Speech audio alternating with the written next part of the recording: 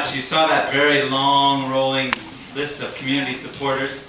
How many people in the audience are, could you stand up, all the Indiegogo and Kickstarter funders that helped make this film possible?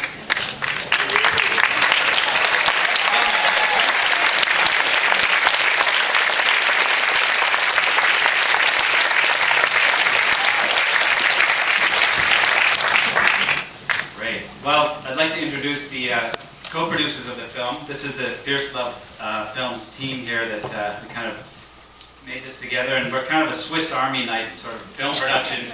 We kind of do everything. So this is Ian McKenzie and Nova and me. So.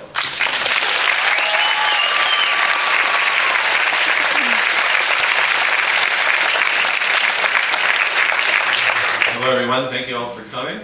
That was, the first time I think we all actually sat and watched the whole thing start to finish.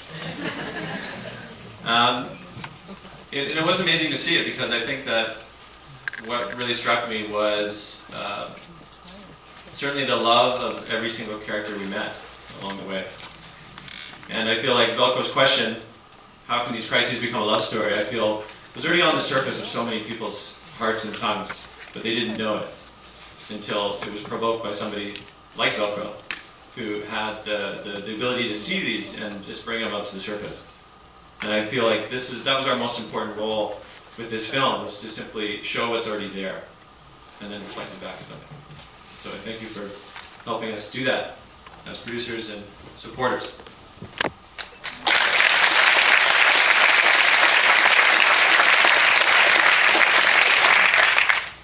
Thank you everyone for joining us tonight. This is a really special experience for us. As you know, you're the first audience that we've shared this with, and up until now it's just been a few select people besides us that have had a chance to experience it and watch the film and work on the film. I just want to say, first of all, that it really has been an incredible honor and experience to work with these two, Ian and Velcro, who's also my fiance.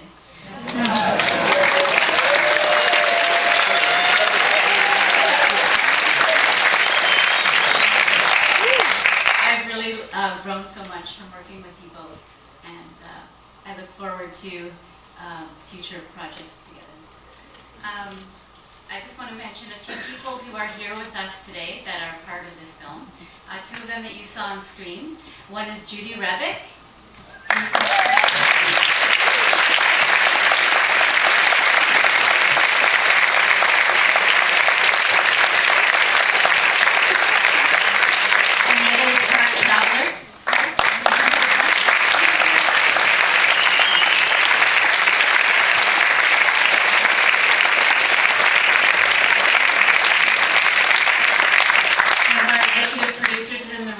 Carson. Betsy, would you like to join us?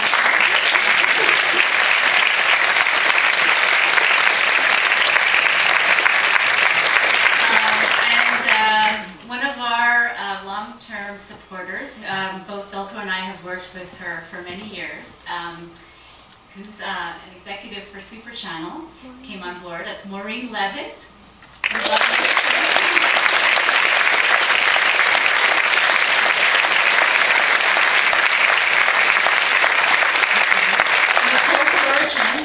Spearheading a transmedia mega project, and there's more sort of offshoots of the film that you see here that are to come in the form of an online application and a multimedia website. And Nicole, do you want to come join us?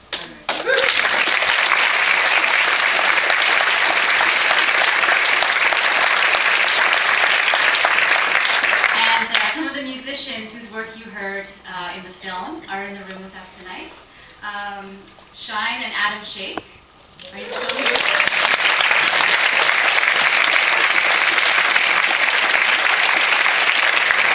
Tonight's because Adam is DJing our after party, which you're all invited to at the Media Club.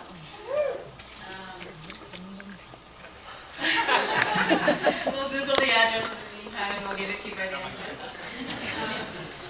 Ruth Sidhu, are you here, Ruth?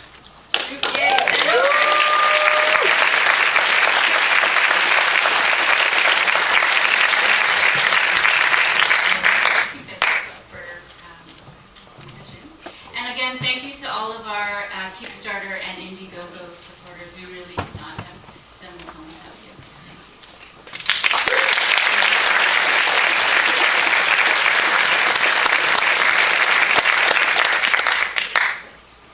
695 Cabby. Okay. 95 Canby. 695 Canby. That's the media club. That's our after party. Keep your ticket and pay. Unaccustomed as I am to public speaking, I met Velcro about 10 years ago at Hollyhock Media That Matters. And at the time, I thought he was a real flake. I thought kind of hardline lefty, and he was real, just had done Scared Sacred. And the last 10 years have been a real journey, I think, for both of us, collaborating on understanding that we were seeing the same things from different perspectives. And I feel that in this film, Velcro has brilliantly brought together a political analysis with spiritual analysis, or analysis from love. And the movements that we've seen, what Velcro, I want to say that Velcro, I believe Velcro is a real visionary, and that what he's been seeing since he did Scared Sacred in this trilogy is now coming into being. And I think I deeply love him, and I think we all owe him a great gratitude for helping us all to see more clearly what it is we're doing. So, thank you.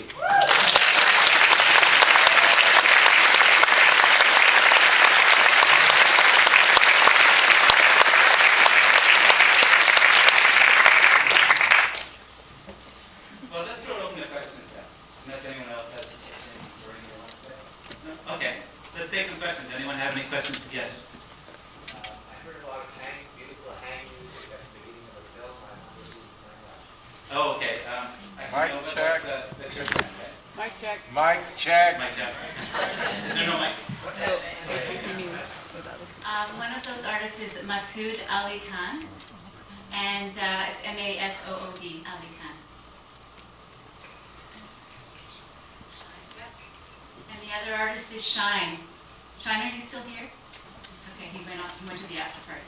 So it's Shine, and his music was produced by Adam Shea. Yes. Thank you so much. I've shown two of the other movies at our film festival. When can I get a hold of this one, and how to show this? Which film festival? On Gabriel, where I live. Oh yeah, it's wide open for Canada right now. So we're doing our international release. Will come a little later, but for now it's available. From whom though?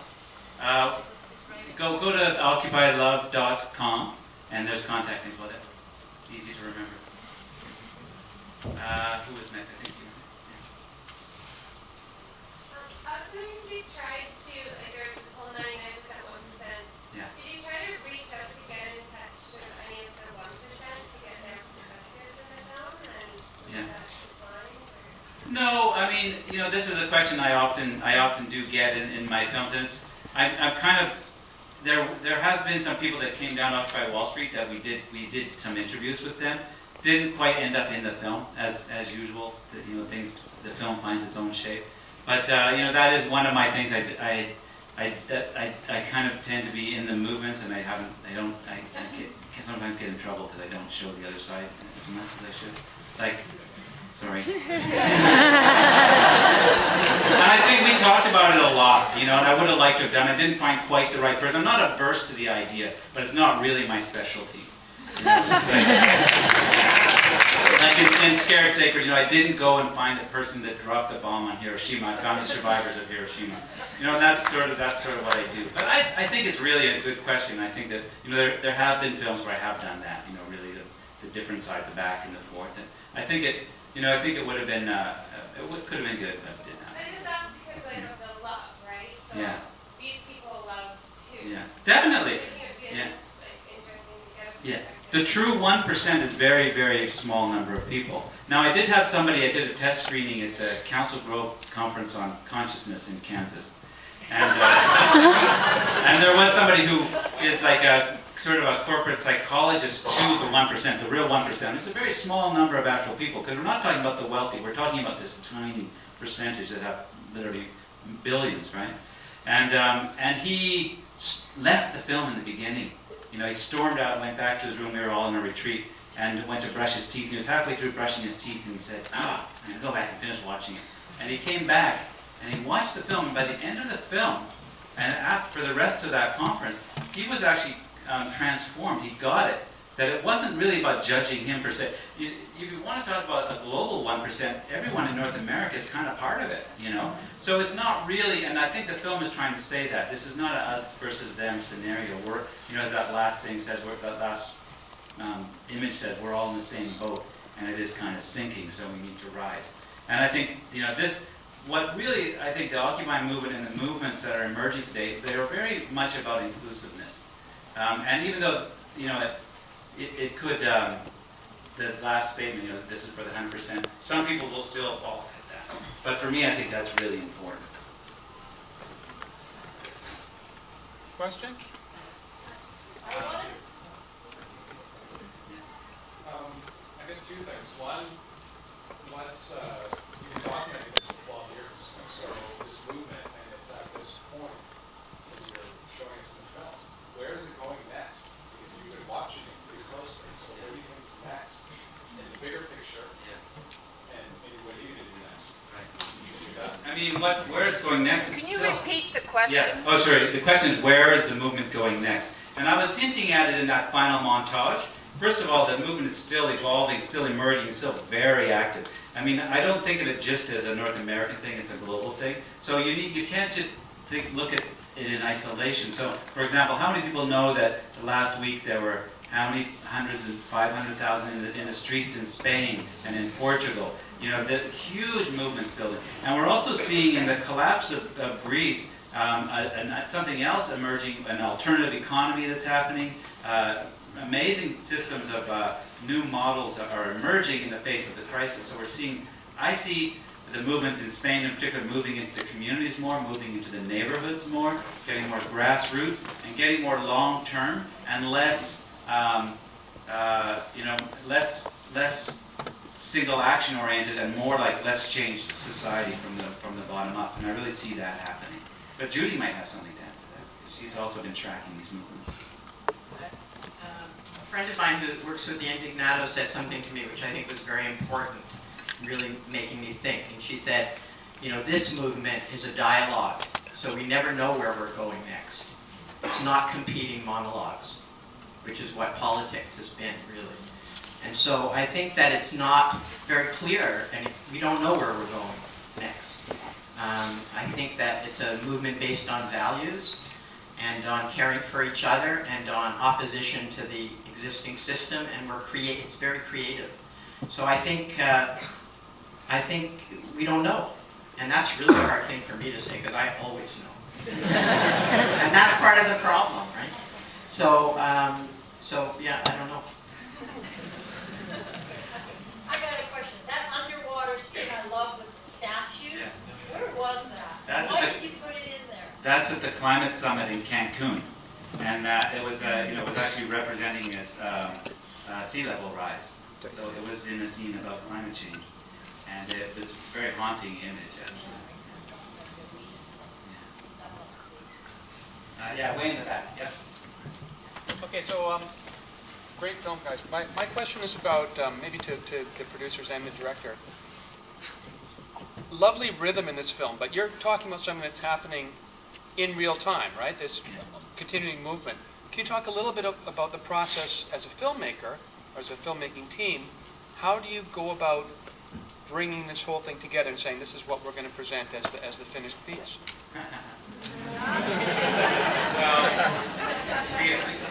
we could talk. There's like it's been I don't know how many test screenings did we do? 7 or 8 test screenings throughout a period of a couple of years actually.